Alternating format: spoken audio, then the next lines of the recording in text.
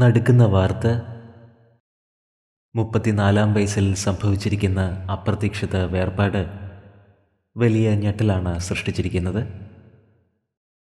സൂററ്റിലെ BJP വനിതാ നേതാവ് ദീപികയാണ് അന്തരിച്ചത്.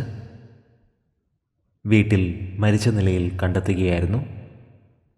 തൂങ്ങിയ നിലയിലായിരുന്നു.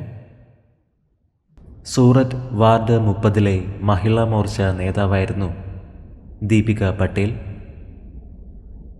അപ്രതീക്ഷിത വേർപാട് വലിയ നടുക്കമാണ് സൃഷ്ടിച്ചിരിക്കുന്നത്.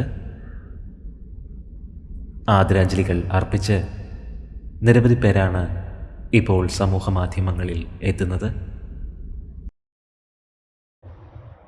ദീപികയ്ക്ക് 34 വയസ്സായിരുന്നു.